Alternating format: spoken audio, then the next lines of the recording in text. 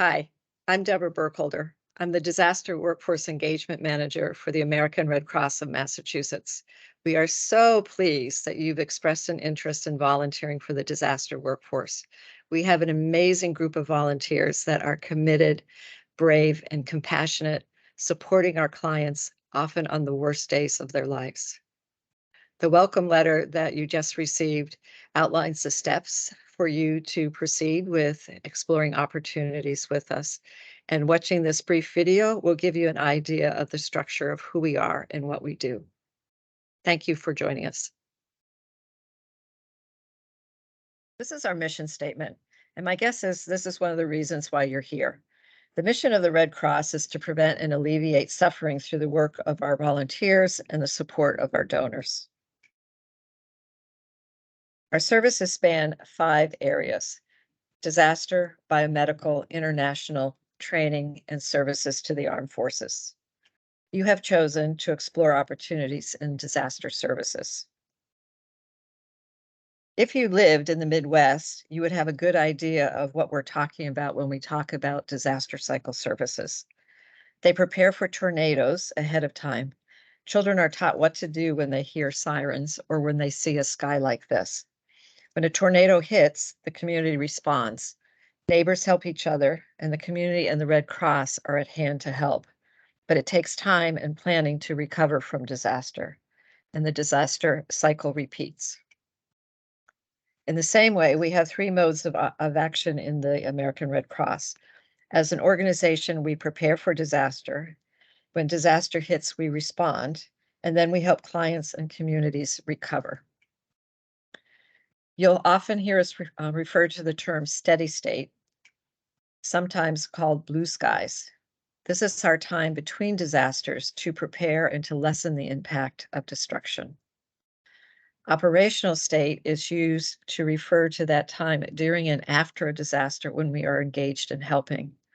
The term gray skies is one that you may hear occasionally, but it is now used less often to refer to operational state. Between disasters, we prepare. We install smoke alarms, take disaster classes, teach children and adults what precautions to take for a disaster. And every day, Red Cross works behind the scenes, helping volunteers train and keep records. Some of these volunteer activities are available to you now as a disaster cycles candidate. In the operational state, we respond to disasters, whether they are local incidents like home fires and sometimes floods, or to national disasters such as hurricanes, tornadoes, or wildfires.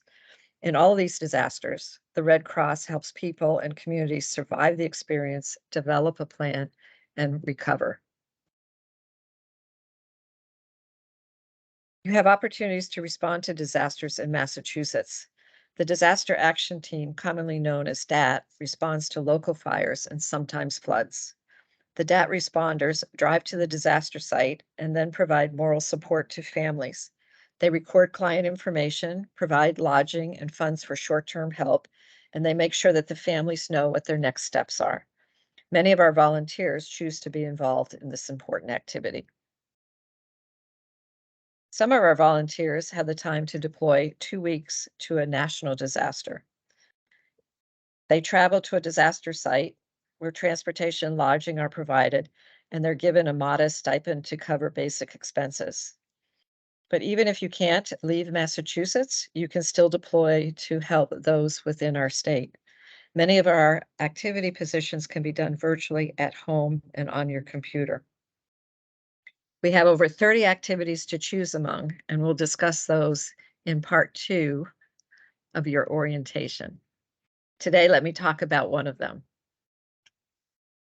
the sheltering activity. For sheltering, volunteers open shelters and provide care and sleeping accommodations for clients during and after a disaster. Here in Massachusetts, the Red Cross opens shelters for large apartment fires or sometimes during flooding. Always in a national disaster, we open shelters for people who evacuate and those who've had to flee homes that have been destroyed. Sheltering is just one of the many activities that you can do during a disaster, but in Massachusetts, our disaster workforce all initially train in this important area. In just a few hours, you'll have a better understanding of the American Red Cross and disaster cycle services and be ready to respond. It is said that American Red Cross volunteers run toward a disaster when everyone else runs away. But truly, our volunteers and employees who deploy for disasters are similar in many ways. All of our disaster workforce are compassionate. Knowing about a disaster is not enough for them. They also need to help.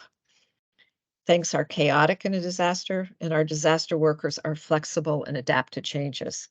And Red Crossers are willing to learn new things to contribute the most to the mission. Let's get you started. Watching this video is the first step. Next, there are a few online courses we'd like you to take that cover the fundamentals of the Red Cross and, of course, sheltering. When you finish these courses, you'll let us know and we'll schedule a time for you to learn about other opportunities within disaster cycle services, discuss your interest, and help you choose a path forward.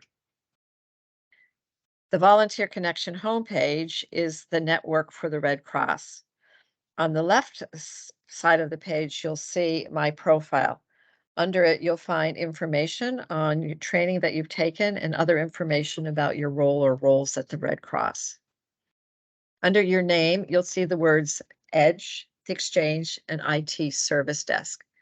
The Exchange is a huge library of documents and resources for Red Cross responders. The IT Service Desk, well, we all use them, and they are available to help you 24/7 with any internet or software problems. The other item that you'll see here is something called EDGE. So EDGE is our training platform.